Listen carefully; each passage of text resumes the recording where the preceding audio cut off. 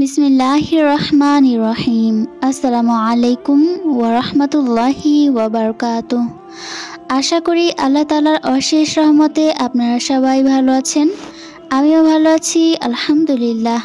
চোর ধরার কৌশল।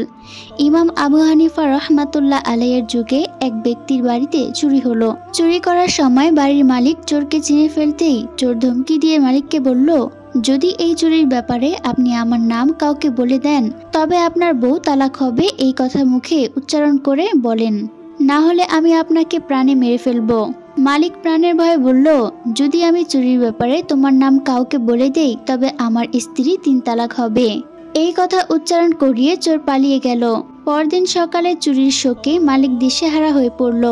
আরো কষ্ট হলো এজন্য যে চোরকে সামনে ঘুরে বেড়াতে দেখেও কাউকে তিনি কিছুই বলতে পারছিলেন না, বললেই তো বউ তালাক হয়ে যাবে। অতঃপর ইমাম আবু হানিফা রহমাতুল্লাহ আলাইহির কথা তার মনে পড়ে গেল। দিশেহারা বাড়ির মালিক ছুটে গেল তার খেজমতে। বলল, হুজুর, এই পাড়ারই একজন লোক গত রাত্রে আমার বাড়িতে চুরি করেছে, কিন্তু তার পরিচয় বলে দিলে আমার বউ তালাক হয়ে যাবে, কারণ সে চুরি করে যাওয়ার সময় আমাকে ভয় দেখিয়ে শর্তে তালাকের কথা উচ্চারণ করিয়ে নিয়েছে।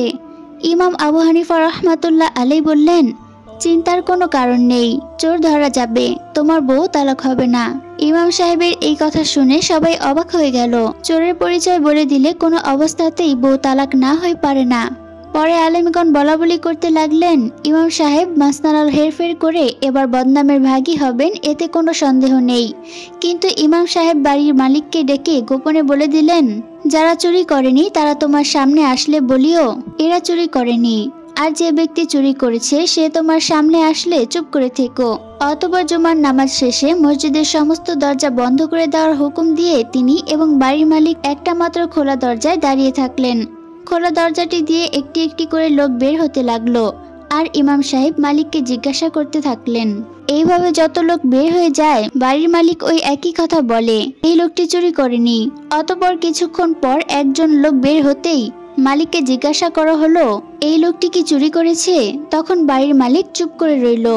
সাথে সাথেই তিনি বুঝতে পারলেন যে এই ব্যক্তি হচ্ছে চোর, সুতরাং তাকে পাকড়াও করার হুকুম দিলেন। এইভাবে চোরও ধরা পড়লো আর তার স্ত্রীও তালাক হলো না। ইমাম আবু হানিফা রহমাতুল্লাহ আলাইহি ফিকহের অনেক জটিল বিষয়সমূহকে এভাবেই সহজ ও সাবলীল করে মানুষের সামনে রেখে দিয়েছেন। ফলে মানুষ তাকে ইমামে আজম বা মহান ইমাম হিসেবে অন্তরস্থান দিয়েছেন। আল্লাহর অশেষ রহমতে জীবনে তিনি কোনো কথায় বা যুক্তিতে কারো কাছেই পরাজিত হননি। সুবহানাল্লাহ।